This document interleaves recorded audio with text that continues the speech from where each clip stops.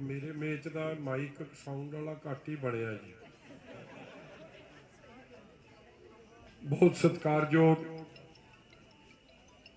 स्वर्ण सिंह जी भाटिया जी, सत्कारयोग मेरे अमरजीत सिंह जी भाटिया साहब, सारे मोजिज शख्सियतां बहुत वड्डी गिनती च आए। मेरिया मावां भैणां नौजवान वीरों बजुर्गों, सब तो पहला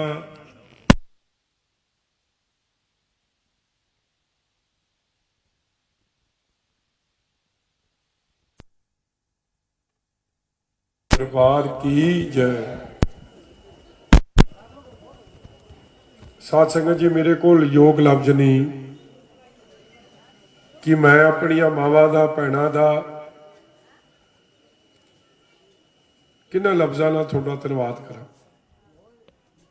एड्डी वड्डी गिनती च अज तुसीं मैनूं आशीर्वाद देण वास्ते,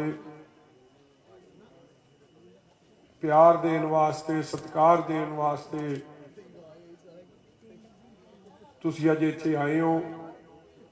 शायद मेरे लिए दिन का है सब तो इस हल्के दे चोण का प्रचार करते हुए सब तो इमोशनल मोमेंट है, सब तो भावक समा।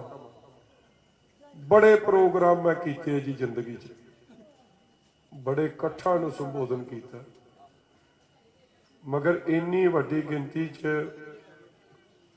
किसी एक वार्ड की मीटिंग होवे, मैनूं जद कहा गया कि तेरियां धीआं भैणां ने तैनूं आशीर्वाद देना, तो मैनूं सीगा कि 50 कुर्सियां लगियां होणियां ते 50 कुर्सियां तो गांह की गल नहीं हो सकती। मगर एडा वड्डा इकट्ठ मैं कहना किसी MLA का आपदे हलके च आपदी वार्ड च शायद ही होया होना। इसलिए परमात्मा कृपा करे। देखो मां दी जिहड़ी दुआ है ना और भैन दी जिहड़ा प्यार है वो बंदे नूं कित्थों दा कित्थे लै जांदी है। इस गल दी शक्ति नूं रब तो भय रखण वाले, माता दा भैणां नूं सत्कार देण वाले लोग समझ सकते, होर नहीं कोई समझ सकता। मैं हमेशा ये गल करदा, मेरी माता मेरी इलैक्शन लई कदे आउंदी नहीं हुंदी।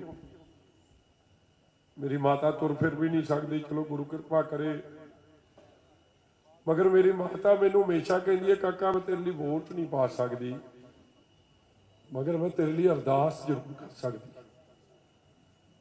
और मैं हमेशा आपकी माता नूं कहना कि माता तेरी जो शक्ति जिहड़ी तेरी अरदासां च है ना वो मैनूं वोट च भी नहीं मिलनी। तू पता नहीं किन्नियां वोटां मैनूं पा जाएगी। अज जब तुसीं इत्थे बैठे हो मैनूं ऐ महसूस होंदा कि मेरी मां मेरे विच बैठी है, मैनूं प्यार देण वास्ते बैठी।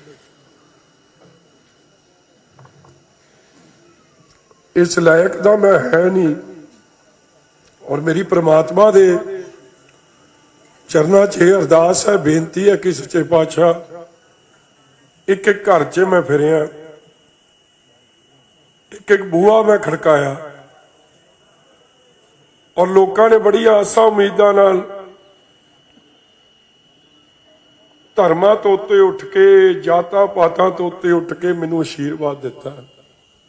सच्चे पातशाह मैं तो एक भुलनहार जीव हाँ, कलयुगी जीव हाँ, ना माना ना चीज हाँ। गुरु कृपा करन मैनूं वो समर्था सच्चे पातशाह बख्शिश करन जिन्हां आसा उम्मीदां नाल तुसीं मैनूं ये प्यार दे रहे हो, सत्कार दे रहे हो। साध संगत जी मैं उन्हां आसा उम्मीदां ते पूरा उतर सकां।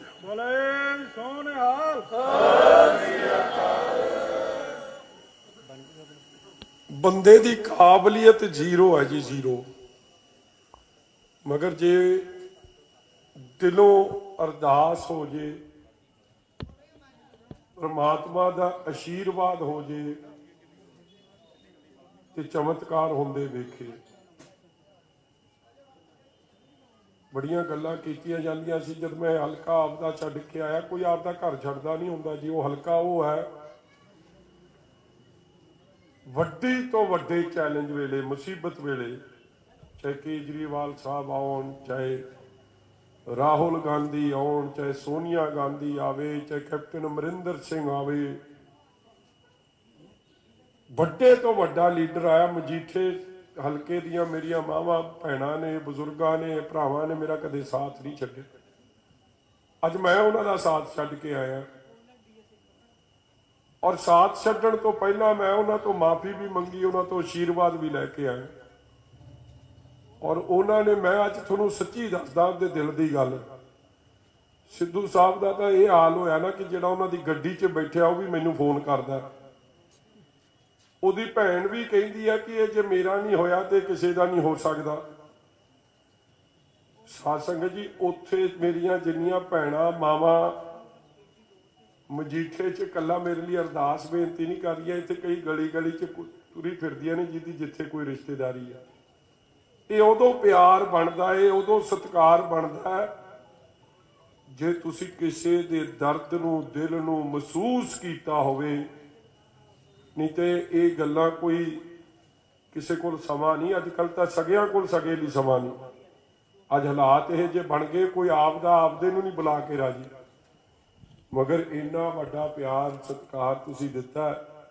ਮੈਂ ਅੱਜ ਕੋਈ ਸਿਆਸੀ ਭਾਸ਼ਣ ਨਹੀਂ ਕਰ ਸਕਦਾ ਜਿੰਨਾ ਮੇਰੇ ਕੋਲ ਇਹ ਸਮਰੱਥਾ ਹੈ ਕਿ ਮੈਂ ਤੁਹਾਡੇ ਨਾਲ ਕੋਈ ਸਿਆਸੀ ਗੱਲ ਕਰਾਂ। ਮੈਂ ਤਾਂ ਜਿੱਥੇ ਭਾਟੀਆ ਸਾਹਿਬ ਦਾ, ਤੁਹਾਡਾ ਸਭ ਦਾ ਇਸ ਗੱਲ ਦਾ ਬੜਾ ਰਿਣੀ ਆ, ਔਰ ਇਹੀ ਅਰਦਾਸ ਹੈ, ਬਾਰ-ਬਾਰ ਅਰਦਾਸ ਹੈ ਸੱਚੇ ਪਾਤਸ਼ਾਹ ਉਹ ਸਮਰੱਥਾ ਬਖਸ਼ੀ। ਮੈਨੂੰ ਪਤਾ ਜਿਹੜਾ ਮੈਂ ਬੂਹਾ ਜਾ ਕੇ ਖੜਕਾਉਣਾ, ਮੈਨੂੰ ਸਾਰੀ ਜਿੰਨੀਆਂ ਮਾਵਾਂ ਮਿਲਦੀਆਂ ਕਹਿੰਦੇ 18 ਸਾਲ ਹੋ ਗਏ ਸਿੱਧੂ ਜੋੜੇ ਨੂੰ ਮਾਣ ਦਿੰਦਿਆਂ ਨੂੰ।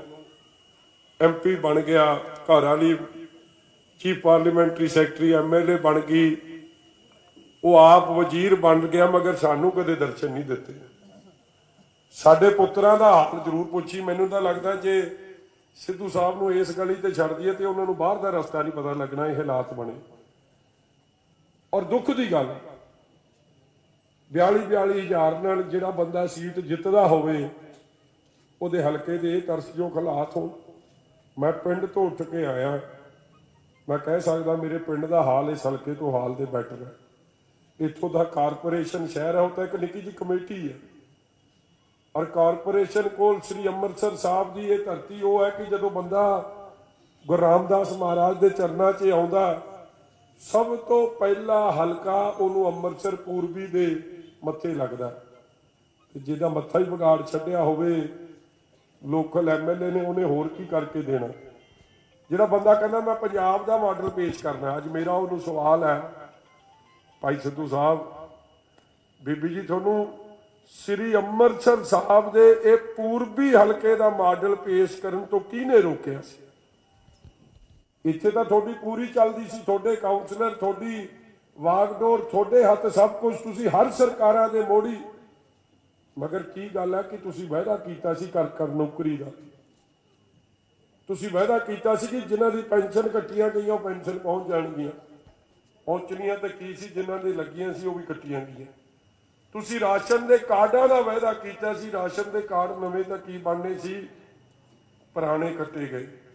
ਇੱਕ ਨਾ ਗੱਲ, ਚਲੋ ਇੱਕ ਗੱਲ ਬਾਦਲ ਸਾਹਿਬ ਸੁਣਾਉਂਦੇ ਹੁੰਦੇ ਸੀ, ਮੈਨੂੰ ਅੱਜ ਉਹ ਗੱਲ ਚੇਤੇ ਆਉਂਦੀ ਆ। ਇੱਕ ਨਿਆਣੇ ਦਾ ਵਿਆਹ ਨਹੀਂ ਹੁੰਦਾ ਸੀ ਤੇ ਉਹਨੂੰ ਕਿਸੇ ਨੇ ਕਹਿਤਾ ਤੂੰ ਫਲਾਣੇ ਥਾਂ ਜਾ ਕੇ ਨਾ ਐਤਵਾਰ ਦੇ ਐਤਵਾਰ ਘਿਓ ਚੜਾਇਆ ਕਰ ਤੇ ਤੇਰਾ ਮਸਲਾ ਸ਼ਾਇਦ ਹੱਲ ਹੋ ਜੂ। ਦੇਖੋ ਬਾਬੇ ਕੋਲ ਜਾਂਦਾ ਸੀ ਤੇ ਬਾਬੇ ਨੂੰ ਕਹਿੰਦਾ ਸੀ ਬਾਬਾ ਕਰੀ ਭਲੀ। ਪਹਿਲੇ ਹਫਤੇ ਗਿਆ, ਦੂਜੇ ਗਿਆ, ਤੀਜੇ ਗਿਆ, ਚੌਥੇ ਗਿਆ, ਚੌਥੇ ਹਫਤੇ ਬਾਅਦ ਕਹਿੰਦਾ 4 ਹਫ਼ਤੇ ਜਦ ਮੱਥਾ ਟੇਕਿਆ ਨਾ ਤੈਨੂੰ ਖੁਸ਼ਖਬਰੀ ਮਿਲ ਜੂ। ਤੇ ਪਿੰਡੋਂ ਆਵਾਜ਼ ਪੈ ਗਈ ਰਾਜੂ। ਉਹਨੇ ਗੱਲ ਅਗਲੀ ਤਾਂ ਸੁਣੀ ਨਹੀਂ, ਭੰਗੜਾ ਪਾਉਣਾ ਸ਼ੁਰੂ ਕਰਤਾ। ਤੇ ਉਹ ਕਹਿੰਦਾ ਰਾਜੂ ਤੇਰੀ ਮਾਂ ਚੜਾਈ ਕਰ ਗਈ। ਤੇ ਰਾਜੂ ਅੱਗੇ ਕਹਿੰਦਾ ਵਾਹ ਵੇ ਬਾਬਿਆ, ਮੈਨੂੰ ਤਾਂ ਕੀ ਦੇਣੀ ਸੀ, ਮੇਰੀ ਬਾਪੂ ਵਾਲੀ ਵੀ ਖੋਈ। ਇਸ ਹਲਕੇ ਦੇ ਉਹ ਹਾਲਾਤ ਬਣ ਗਏ ਆ ਕਿ ਲੋਕਾਂ ਨੂੰ ਨਵੀਂ ਨੌਕਰੀ ਤਾਂ ਕੀ ਦੇਣੀ ਸੀ, ਜਿਹਨੂੰ ਮਿਲੀ ਸੀ ਜੇ ਉਹ ਨੌਕਰੀ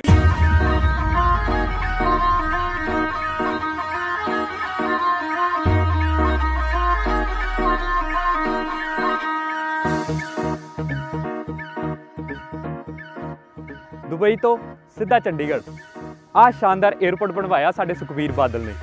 ਸੱਚ ਹੈ, ਸੁਖਬੀਰ ਜੋ ਕਹਿੰਦਾ ਹੈ ਉਹ ਕਰਦਾ ਹੈ।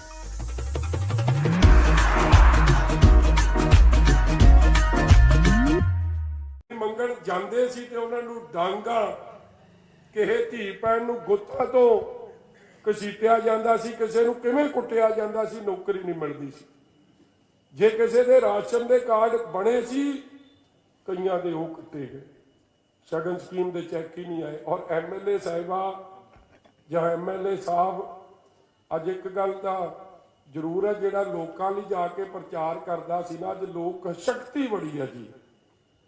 ਅਹੰਕਾਰ, ਘਮੰਡ, ਨਫ਼ਰਤ ਦੀ ਰਾਜਨੀਤੀ ਵੇਖੋ। ਤੁਸੀਂ ਸਾਰੇ ਆਪਦੇ ਬੱਚਿਆਂ ਨੂੰ ਕੀ ਸਿੱਖਿਆ ਦਿੰਦੇ ਹੋ ਕਿ ਵੱਡਿਆਂ ਦਾ ਸਤਿਕਾਰ, ਛੋਟਿਆਂ ਨੂੰ ਪਿਆਰ। ਤੇ ਸਿੱਧੂ ਸਾਹਿਬ ਦੇ 60 ਸਾਲ ਦੀ ਉਮਰ ਹੋ ਗਈ, ਮੈਨੂੰ ਲੱਗਦਾ ਜੋ ਭਾਸ਼ਾ ਉਹ ਵਰਤਦੇ ਆ ਕਿ ਕੋਈ ਆਪਦੇ ਨਿਆਣੇ ਨੂੰ ਉਹ ਭਾਸ਼ਾ ਨਹੀਂ ਸਿਖਾ ਸਕਦਾ। ਹਰੇਕ ਨਾਲ ਤੂੰ ਤੂੰ ਤੂੰ, ਫਿਰ ਜੇ ਤੂੰ ਮੁੱਕ ਜਾਂਦੀ ਹੈ ਤੇ ਮੈਂ ਮੈਨੂੰ ਲੱਗਦਾ ਸਾਰੇ ਦਿਹਾੜੀ 'ਚ ਬੱਕਰੀ ਇੰਨੀ ਵਾਰੀ ਮੈਂ ਨਹੀਂ ਕਰਦੀ ਹੋਣੀ ਜਿੰਨੀ ਵਾਰੀ ਸਿੱਧੂ ਸਾਹਿਬ ਕਰ ਦਿੰਦਾ। ਗੱਲ ਤਾਂ ਇਹੀ ਹੈ। ਔਰ ਪ੍ਰਮਾਤਮਾ ਕਹਿੰਦਾ ਜਿਹਦੇ ਚੋਂ ਤੂੰ ਨਿਕਲ ਜਾਵੇ, ਜਿਹਦੇ ਚੋਂ ਮੈਂ ਨਿਕਲ ਜਾਵੇ, ਉਹ ਰੱਬ ਦੇ ਨੇੜੇ ਪਹੁੰਚ ਸਕਦਾ।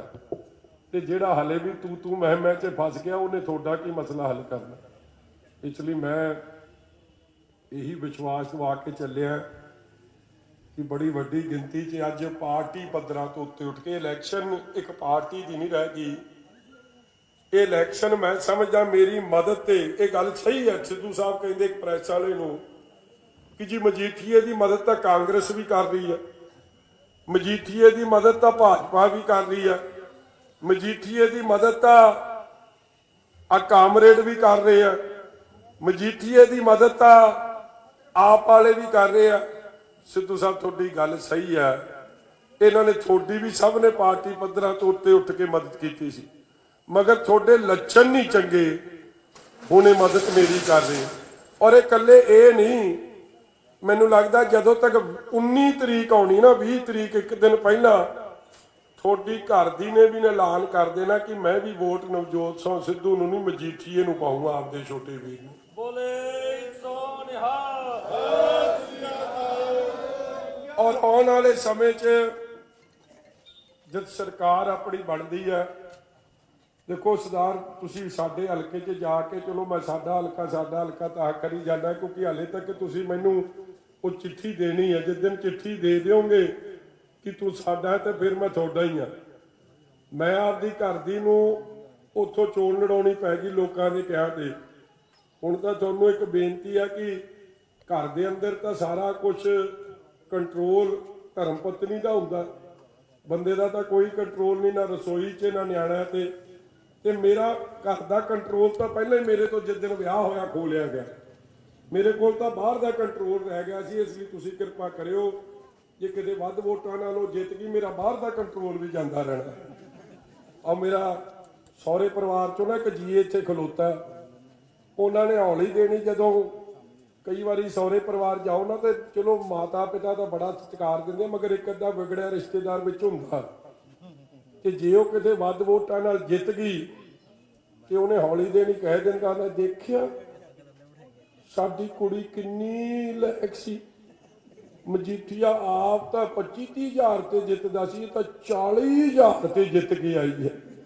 ਤੇ ਫਿਰ ਤਾਂ ਉਹੀ ਉਹ, ਨਾ ਮਜੀਠੀਆ ਘਰ ਦਾ, ਨਾ ਘਾਟ ਦਾ, ਨਾ ਬਾਹਰ ਦਾ, ਨਾ ਅੰਦਰ ਦਾ ਰਹਿ ਜੂ। ਇਸ ਲਈ ਕਿਰਪਾ ਰੱਖਿਓ ਕਿ ਉਹਦੇ ਨਾਲੋਂ ਵੋਟ ਇੱਕ ਅੱਧੀ ਵੱਧ ਨਾਲ ਹੀ ਜਿਤਾਇਓ, ਘੱਟ ਨਾਲ ਨਾ ਜਿਤਾਇਓ, ਕਿ ਮੇਰੀ ਬਾਹਰ ਦੀ ਸਰਦਾਰੀ ਤਾਂ ਕਾਇਮ ਰਵੇ। ਔਰ ਬਾਦਲ ਸਾਹਿਬ ਨੇ ਹਮੇਸ਼ਾ ਜੋ ਕੀਤਾ, ਵੇਖੋ ਰਾਸ਼ਨ ਕਾਰਡ ਪਹਿਲੀ ਵਾਰੀ ਜੇ ਲੱਗੇ, ਇਹ ਸਕੀਮ ਬਾਦਲ ਸਾਹਿਬ ਨੇ ਸ਼ੁਰੂ ਕੀਤੀ। ਜੇ ਬਿਜਲੀਆਂ ਦੇ ਬਿੱਲ ਮਾਫ ਹੋਏ, ਇਹ ਬਾਦਲ ਸਾਹਿਬ ਨੇ ਸ਼ੁਰੂ ਕੀਤੇ। ਅੱਜ ਜਦੋਂ ਸਾਡੀ ਸਰਕਾਰ ਗਈ ਹੈ, 5 ਰੁਪਏ ਬਿਜਲੀ ਦਾ ਰੇਟ ਹੁੰਦਾ ਸੀ, ਅੱਜ ਕਿੰਨਾ ਕਰਤਾ? 10 ਰੁਪਏ। 1 ਮਹੀਨੇ ਦੀ ਛੋਟ ਦਿੱਤੀ, 4 ਸਾਲ 11 ਮਹੀਨੇ ਪੂਰੇ ਬਿੱਲ ਲਏ। ਡੀਜ਼ਲ ਪੈਟਰੋਲ ਜਿਹੜਾ ਸਕੂਟਰ ਤੇ ਪਾਉਂਦੇ ਹੋ, ਉਹਦੇ ਤੇ ਵੈਟ ਲਿਆ, ਹਜ਼ਾਰਾਂ ਰੁਪਏ ਦੀ ਕਮਾਈ ਕੀਤੀ, ਟੈਕਸ ਲਾ 1 ਮਹੀਨੇ ਦੀ ਛੋਟ ਦੇ ਕੇ ਕਹਿੰਦੇ ਵੋਟਾਂ ਸਾਨੂੰ ਪਾ ਦੇ। ਮੈਂ ਜੋ ਵਿਸ਼ਵਾਸ ਦਵਾਉਣਾ ਤੁਹਾਨੂੰ ਕਿ ਜਿੱਥੇ ਅਸੀਂ ਬਿਜਲੀ ਦੇ ਬਿੱਲ ਘਟਾਵਾਂਗੇ, ਜਿਹੜਾ ਸੀਵਰੇਜ ਦਾ ਕੰਮ ਹੈ, ਪੀਣ ਵਾਲੇ ਪਾਣੀ ਦਾ ਕੰਮ ਹੈ, ਕਈ ਵਾਰੀ ਬੰਦਾ ਟੂਟੀ ਖੋਲਦਾ ਵਿੱਚੋਂ ਸੀਵਰੇਜ ਦਾ ਪਾਣੀ ਨਿਕਲ ਆਉਂਦਾ, ਇਹ ਹਾਲਾਤ ਸੁਧਾਰਨ ਵਾਸਤੇ ਬੇਸਿਕ ਚੀਜ਼ਾਂ ਸਿੱਧੂ ਸਾਹਿਬ ਨਹੀਂ ਦੇ ਸਕੇ। ਬਿਜਲੀ, ਪਾਣੀ, ਸੜਕ, ਆ ਤਾਰਾਂ ਦਾ ਬੜਾ ਵੱਡਾ ਮਸਲਾ। ਜੇ ਇਸ ਮਹੱਲੇ ਚੋਂ ਨਿਕਲ ਜਾਓ, ਮੈਨੂੰ ਕਈ ਖਬਰਾਂ ਆਈਆਂ ਕਿ ਬੰਦਾ ਕੱਪੜਾ ਆਪਦੇ ਘਰ ਤੋਂ ਜਿਵੇਂ ਇਸ ਤਰ੍ਹਾਂ ਬਾਹਰ ਕਰਕੇ ਸੁੱਕਣ ਲਈ ਪਾ ਰਿਹਾ ਤੇ ਬਿਜਲੀ ਲੱਗ ਗਈ। ਮਗਰ ਸਿੱਧੂ ਸਾਹਿਬ ਨੂੰ 18 ਸਾਲਾਂ ਤੇ ਬਿਜਲੀ ਦੇ ਖੰਭਿਆਂ ਦਾ ਹੱਲ ਨਹੀਂ ਕਰ ਸਕੇ, ਮਸਲੇ ਹੱਲ ਨਹੀਂ ਕਰ ਸਕੇ, ਅੰਡਰਗਰਾਉਂਡ ਕੇਬਲ ਨਹੀਂ ਲਵਾ ਸਕੇ। ਇਸ ਲਈ ਮੇਰੀ ਤੁਹਾਡੇ ਨਾਲ ਕਮਿਟਮੈਂਟ ਹੈ, ਜਿੱਥੇ ਬਿਜਲੀ ਦੇ ਬਿੱਲ ਘਟਾਉਣੇ ਆ ਉੱਥੇ ਬਿਜਲੀ ਦੇ 400 ਯੂਨਿਟ ਮਾਫ ਹਰ ਮਹੀਨੇ, ਜਿਹਦਾ ਮਤਲਬ ਕਿ ਜਦ ਬਿੱਲ ਆਊਗਾ 800 ਯੂਨਿਟ ਮਾਫ ਰਹਿਣਗੇ। ਔਰ ਹਰ ਭੈਣ ਵਾਸਤੇ ਜਿਹੜੀ ਘਰ ਦਾ ਕੰਮ ਚਲਾਉਂਦੀ ਹੈ, ਜਿੱਥੇ ਪੈਨਸ਼ਨ ਬਾਦਲ ਸਾਹਿਬ ਨੇ ਐਲਾਨ ਕੀਤਾ ਕਿ ਐਤਕੀ 3100 ਆਊਗੀ, ਉੱਥੇ ਘਰ ਦੇ ਖਰਚ ਵਾਸਤੇ ਮਹਿੰਗਾਈ ਨੂੰ ਮੁੱਖ ਰੱਖਦਿਆਂ 2000 ਰੁਪਈਆ ਹਰ ਮਹੀਨੇ ਘਰ ਦੇ ਖਰਚ ਲਈ ਆਉਣਾ। ਬੱਚਿਆਂ ਦੀ ਪੜ੍ਹਾਈ ਵਾਸਤੇ 10 ਲੱਖ ਤੱਕ ਦਾ ਅੱਜ ਵਿਆਜ ਤੋਂ ਬਗੈਰ ਇੰਟਰਸਟ ਫਰੀ ਲੋਨ ਕੋਈ ਨਹੀਂ ਦਿੰਦਾ।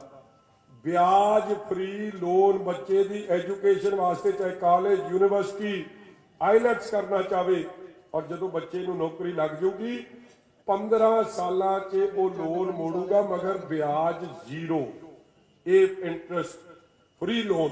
ਔਰ ਇਸੇ ਤਰ੍ਹਾਂ 10 ਲੱਖ ਦੀ ਜਿਹੜੀ ਬੀਮਾ ਹੈਲਥ ਇੰਸ਼ੋਰੈਂਸ, ਚਾਹੇ ਸਰਕਾਰੀ ਚਾਹੇ ਪ੍ਰਾਈਵੇਟ ਤੱਕ ਕਰਾਓ, ਉਹਦੇ ਇਲਾਜ ਵਾਸਤੇ ਪੈਸੇ ਆਉਣੇ। ਔਰ ਇਸੇ ਤਰ੍ਹਾਂ 75% ਰਾਖਵਾਂਕਰਨ ਨੌਕਰੀਆਂ 'ਚ ਬਾਦਲ ਸਾਹਿਬ ਨੇ ਕਿਹਾ ਅਸੀਂ ਪੰਜਾਬੀ ਬੱਚਿਆਂ ਨੂੰ ਦਵਾਂਗੇ। ਸਿੱਧੂ ਸਾਹਿਬ ਆਏ, ਫਾਰਮ ਭਰੇ ਔਰ ਘਰ ਘਰ ਨੌਕਰੀ ਦਾ ਵਾਅਦਾ ਕੀਤਾ। ਤੁਹਾਡੇ ਹਲਕੇ 'ਚ ਤਾਂ ਫਿਰ 2-2 ਨੌਕਰੀਆਂ ਦੇ ਹੀ ਦਿੱਤੀਆਂ ਹੋਣੀਆਂ ਸਿੱਧੂ ਸਾਹਿਬ ਨੇ। ਜਿਨ੍ਹਾਂ ਨੂੰ ਨੌਕਰੀ ਮਿਲੀ ਮਾੜਾ ਜਿਹਾ ਦੱਸਿਓ ਜੀ। ਆ ਬਾਕੀ ਨਹੀਂ ਹੱਥ ਲਾਉਂਦੇ। ਮੈਨੂੰ ਲੱਗਦਾ ਸਿੱਧੂ ਸਾਹਿਬ ਦੇ ਤਾਂ ਨਹੀਂ ਕਿਤੇ ਰਾਤੋਂ ਰਾਤ ਵੰਡ ਤਾਂ ਨਹੀਂ ਗਏ। ਨੌਕਰੀਆਂ ਦਾ ਕੀ ਦੇਣੀ ਸੀ। ਕਿਸੇ ਨੇ ਇਹ ਹਿਸਾਬ ਨਹੀਂ ਲਾਇਆ ਕਿ 1947 ਤੋਂ ਹੁਣ ਤੱਕ 75 ਸਾਲ ਹੈ ਲਗਭਗ, ਕੁੱਲ ਨੌਕਰੀ ਪੰਜਾਬ ਸਰਕਾਰ ਨੇ ਦਿੱਤੀ ਹੈ 6.5 ਲੱਖ, ਤੇ 5 ਸਾਲਾਂ 'ਚ 65 ਲੱਖ ਨੂੰ ਨੌਕਰੀ। ਬਾਰ-ਬਾਰ ਬਦਲਾਵ ਦੀਆਂ ਗੱਲਾਂ ਕੀਤੀਆਂ ਜਾਂਦੀਆਂ ਨੇ। ਬਦਲਾਵ ਕੀ ਹੁੰਦਾ ਹੈ? ਅੱਜ ਤੋਂ ਕੁਝ ਸਾਲ ਪਿੱਛੇ ਜਾ ਕੇ ਦੇਖੋ ਤਾਂ ਪੰਜਾਬ ਦੇ ਹਾਲਾਤ ਕੀ ਸੀ। ਪਾਣੀ ਨਹੀਂ ਸੀ, ਬਿਜਲੀ ਨਹੀਂ ਸੀ, ਸੜਕਾਂ ਨਹੀਂ ਸੀ, ਸਿੱਖਿਆ ਨਹੀਂ ਸੀ, ਕੋਈ ਸਿਹਤ ਸਹੂਲੀਅਤ ਨਹੀਂ ਸੀ। ਪਰ ਅੱਜ 20 ਸਾਲ ਬਾਅਦ ਪੰਜਾਬ ਦੇ ਹਾਲਾਤ ਦੇਖੋ। ਪੰਜਾਬ ਵਿੱਚ ਕਿੰਨਾ ਸੁਧਾਰ ਹੋਇਆ ਹੈ। ਬਦਲਾਵ ਸਿਰਫ ਸ਼੍ਰੋਮਣੀ ਅਕਾਲੀ ਦਲ ਲਿਆ ਸਕਦਾ ਹੈ। ਜਿਹੜੇ ਲੋਕ ਬਦਲਾਵ ਦੀਆਂ ਗੱਲਾਂ ਕਰਦੇ ਨੇ, ਉਹਨਾਂ ਨੇ ਦੂਜੀ ਪਾਰਟੀ ਚੋਂ ਕੱਢੇ ਹੋਏ ਲੀਡਰਾਂ ਨੂੰ ਆਪਦੇ ਵਿੱਚ ਸ਼ਾਮਿਲ ਕਰ ਲਿਆ। ਕੀ ਇਹ ਬਦਲਾਵ ਹੈ? ਉਹ ਕਿਵੇਂ ਬਦਲਾਵ ਲਿਆ ਸਕਦੇ ਨੇ ਜੋ ਨਿਕੰਮੇ ਤੇ ਨਕਾਰੇ ਹੋਏ ਲੀਡਰਸ ਨੇ ਦੂਜੀਆਂ ਪਾਰਟੀਆਂ ਦੇ? ਬਦਲਾਵ ਉਹ ਹੈ ਜੋ ਸਰਦਾਰ ਸੁਖਬੀਰ ਸਿੰਘ ਬਾਦਲ ਨੇ ਕੀਤਾ ਪਿਛਲੇ 10 ਸਾਲਾਂ ਵਿੱਚ। ਤੁਸੀਂ ਖੁਦ ਪੰਜਾਬ 'ਚ ਦੇਖ ਸਕਦੇ ਹੋ। 에ਅਰਪੋਰਟ ਮੋਹਾਲੀ ਤੋਂ ਲੈ ਕੇ ਅੰਮ੍ਰਿਤਸਰ, ਆਦਮਪੁਰ, ਲੁਧਿਆਣਾ, ਇਹ ਹੈ ਬਦਲਾਵ। ਜਿੰਨੀਆਂ ਯਾਦਗਾਰਾਂ ਬਣੀਆਂ ਉਸ ਨੂੰ ਕਹਿੰਦੇ ਨੇ ਬਦਲਾਵ। ਜਿੰਨੀਆਂ ਸੜਕਾਂ ਬਣੀਆਂ ਉਸ ਨੂੰ ਕਹਿੰਦੇ ਨੇ ਬਦਲਾਵ। ਬਿਜਲੀ ਸਰਪਲਸ ਕੀਤੀ ਉਸ ਨੂੰ ਕਹਿੰਦੇ ਨੇ ਬਦਲਾਵ। ਹਰ ਇਲਾਕੇ ਵਿੱਚ ਮੈਰੀਟੋਰੀਅਸ ਸਕੂਲ ਬਣਾਏ ਉਸ ਨੂੰ ਕਹਿੰਦੇ ਨੇ ਬਦਲਾਵ। ਪੰਜਾਬ ਨੂੰ ਹਮੇਸ਼ਾ ਤਰੱਕੀ ਦੀ ਰਾਹ ਤੇ ਤੋਰਨਾ ਉਸ ਨੂੰ ਕਹਿੰਦੇ ਨੇ ਬਦਲਾਵ।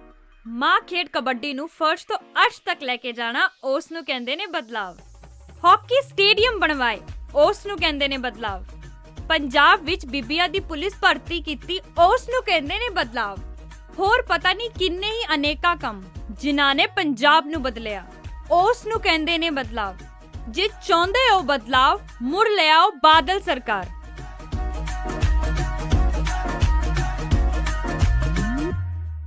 ਕਿਵੇਂ ਦੇ ਦੇਣੀ ਸੀ? ਹਰ ਘਰ ਦੀ ਗੱਲ ਕਰਦੇ ਸੀ। ਪੰਜਾਬ 'ਚ ਕਿੰਨੇ ਘਰ ਹੈ? 65 ਲੱਖ ਘਰ ਹੈ। ਮਗਰ ਝੂਠ ਬੋਲਿਆ, ਗੁਟਕਾ ਸਾਹਿਬ ਦੀ ਸਹੁੰ ਖਾਦੀ ਪਾਰ ਗਈ, ਔਰ ਮੁੜ ਕੇ ਕੋਈ ਪੁੱਛਣ ਤੱਕ ਨਹੀਂ ਆਇਆ। ਮੈਂ ਇਹੋ ਜਿਹਾ ਵਾਅਦਾ ਨਹੀਂ, ਇਹ ਜ਼ਰੂਰ ਕਰੂੰਗਾ ਕਿ ਜਿੰਨੀ ਸਰਕਾਰੀ ਨੌਕਰੀ ਖਾਲੀ ਪਈ ਆ ਉਹਦੇ ਦਰਵਾਜ਼ੇ ਖੋਲੇ ਜਾਣਗੇ। 1 ਲੱਖ ਨੌਕਰੀ ਦਾ ਜਿੱਥੇ ਪ੍ਰਬੰਧ ਹੋਊਗਾ, ਨਾਲ ਹੀ ਜਿਵੇਂ ਪਹਿਲਾਂ ਗੱਲ ਕਰਦੇ ਸੀ ਭਾਟੀਆ ਸਾਹਿਬ ਕਿ ਇੱਥੇ ਜਦੋਂ ਟੂਰਿਜ਼ਮ ਵਧਿਆ, ਜਦੋਂ ਵਿਰਾਸਤੀ ਮਾਰਗ ਬਣਾਇਆ ਗਿਆ, ਜਦੋਂ ਮੂੰਹ ਮੱਥਾ ਸ੍ਰੀ ਅੰਮ੍ਰਿਤਸਰ ਸਾਹਿਬ ਦਾ ਸ਼ਹਿਰ ਦਾ ਸੁਧਾਰਿਆ ਗਿਆ, ਜਦੋਂ ਦੁਰਗਿਆਨਾ ਮੰਦਿਰ ਦਾ ਆਲੇ ਦੁਆਲੇ ਦਾ ਸੁੰਦਰੀਕਰਨ ਕੀਤਾ ਗਿਆ, ਜਾਂ ਰਾਮ ਤੀਰਥ ਭਗਵਾਨ ਵਾਲਮੀਕ ਜੀ ਦਾ ਸਥਾਨ ਨੂੰ ਵਧੀਆ ਬਣਾ ਕੇ ਤਿਆਰ ਕੀਤਾ ਗਿਆ। ਉਸੇ ਤਰ੍ਹਾਂ ਵਾਰ ਮੈਮੋਰੀਅਲ ਬਣਾਇਆ ਗਿਆ। ਇਹਦੇ ਨਾਲ ਰਿਜ਼ਲਟ ਕੀ ਨਿਕਲਿਆ ਕਿ ਲੋਕ ਸ੍ਰੀ ਅੰਮ੍ਰਿਤਸਰ ਸਾਹਿਬ ਆ ਕੇ ਰਹਿਣ ਲੱਗੇ, ਹੋਟਲ ਬਣੇ, ਹੋਟਲ 'ਚ ਨੌਜਵਾਨਾਂ ਨੂੰ ਨੌਕਰੀਆਂ ਮਿਲੀਆਂ। ਕਿਸੇ ਨੇ ਟੈਕਸੀ ਲਈ, ਟੈਕਸੀ ਦਾ ਡਰਾਈਵਰ ਲੱਗਿਆ, ਕੋਈ ਹੈਲਪਰ ਲੱਗਿਆ, ਕਿਸੇ ਨਾ ਕਿਸੇ ਤਰੀਕੇ ਨਾਲ ਨੌਕਰੀ ਆਈਆਂ। ਹੁਣ ਅਗਲਾ ਕੰਮ ਕੀ ਹੈ? ਅੰਮ੍ਰਿਤਸਰ ਇੱਕ ਟ੍ਰੇਡ ਦਾ ਹੱਬ ਹੈ। ਜੇ ਇੱਥੋਂ ਟ੍ਰੇਡ ਵਧੂਗਾ ਤੇ ਟ੍ਰੇਡਰ ਨੂੰ ਵੱਧ ਤੋਂ ਵੱਧ ਇੱਥੇ ਲੋਕਾਂ ਨੂੰ ਨੌਕਰੀਆਂ ਦੇ ਸਾਧਨ ਬਣ ਗਿਆ। ਫੋਕਲ ਪੁਆਇੰਟ ਹੈ ਇੰਡਸਟਰੀ ਏਰੀਆ, ਸਭ ਤੋਂ ਵੱਧ ਇੰਡਸਟਰੀ ਇੱਥੇ, ਨੌਕਰੀ ਕੋਈ ਨਹੀਂ। ਨੌਕਰੀ ਕਿਉਂ ਨਹੀਂ? ਜੇ ਇੰਡਸਟਰੀਅਲ ਫੋਕਲ ਪੁਆਇੰਟ ਦਾ ਹਾਲ ਵੇਖੋ ਜਾ ਕੇ, ਕਿਹਨੇ ਇੰਡਸਟਰੀ ਉੱਥੇ ਚਲਾਉਣੀ ਹੈ। ਇਸ ਲਈ ਸਾਰੀ ਚੀਜ਼ਾਂ ਨੂੰ ਸੁਧਾਰਨ ਦਾ ਲੋੜ ਹੈ। ਮੈਂ ਲੰਮਾ ਨਾ ਜਾਂਦਾ ਹੋਇਆ ਤੁਹਾਨੂੰ ਸਭ ਨੂੰ ਬੇਨਤੀ ਕਰਦਾ, ਜਿੱਥੇ ਭਾਟੀਆ ਸਾਹਿਬ ਦਾ, ਸਾਰੇ all India SC BC social welfare society ਦਾ, ਤੁਹਾਡਾ ਸਭ ਦਾ ਦਿਲ ਦੀਆਂ ਗਹਿਰਾਈਆਂ ਤੋਂ ਧੰਨਵਾਦ ਕਰਦਾ ਹੋਇਆ ਇਹੀ ਬੇਨਤੀ ਕਰੂੰਗਾ ਕਿ ਪਿੰਡ ਪਹਿਰਾ ਲਾ ਕੇ ਰੱਖਿਓ। ਹੁਣ ਤਾਂ ਸਿੱਧੂ ਸਾਹਿਬ ਨੂੰ ਰਾਹੁਲ ਨੇ ਵੀ ਨਹੀਂ ਐਲਾਨਿਆ ਪ੍ਰਧਾਨ ਚੀਫ ਮਿਨਿਸਟਰ ਦਾ ਫੇਸ। ਕਈ ਹਲਕੇ ਵਾਲੇ ਜਦ ਮੈਂ ਦਰਵਾਜ਼ੇ ਖੜਕਾਉਂਦਾ ਸੀ ਨਾ ਰਾਹੁਲ ਗਾਂਧੀ ਬਾਰੇ ਤੇ ਸਿੱਧੂ ਸਾਹਿਬ ਬਾਰੇ, ਕਹਿੰਦੇ ਦਿੱਲੀ ਪੱਪੂ ਨਹੀਂ ਰਹਿਣ ਦੇਣਾ, ਥੱਲੇ ਗੱਪੂ ਨਹੀਂ ਰਹਿਣ ਦੇਣਾ। ਸਿੱਧੂ ਨੂੰ ਗੱਪੂ ਹੀ ਦੱਸਦੇ ਆ ਕਿ ਇੱਥੇ ਗੱਪੂ ਨਹੀਂ ਰਹਿਣ ਦੇਣਾ। ਔਰ ਮੈਂ ਤੁਹਾਨੂੰ ਇਹ ਵਿਸ਼ਵਾਸ ਦਿਵਾਉਣਾ, ਅੱਜ ਜਦੋਂ ਦਾ ਇਹ ਐਲਾਨਿਆ ਨਹੀਂ ਨਾ, ਹੁਣ ਤਾਂ ਇੱਕੋ ਗੀਤ ਆਉਂਦਾ ਉਹਦੇ ਘਰੋਂ, ਸਿੱਲੀ ਸਿੱਲੀ ਆਉਂਦੀ ਆ ਹਵਾ, ਕਿੱਥੇ ਕੋਈ ਰੋਂਦਾ ਹੋਵੇਗਾ।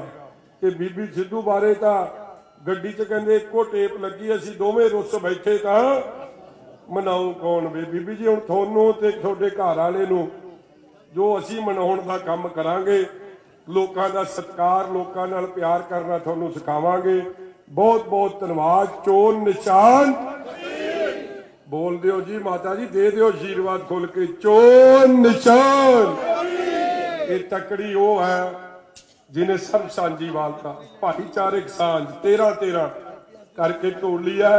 ਔਰ ਅਫਸੋਸ ਨਾਲ ਕਹਿਣਾ ਕਿ ਆ ਪਰਸੋਂ ਚੌਥੀ ਦੀ ਗੱਲ ਹੈ, ਸਿੱਧੂ ਸਾਹਿਬ ਕਹਿੰਦੇ ਬ੍ਰਾਹਮਣ ਸਮਾਜ ਬਾਰੇ ਕਿੱਡੇ ਅਪਮਾਨਜਨਕ ਸ਼ਬਦ ਵਰਤੇ।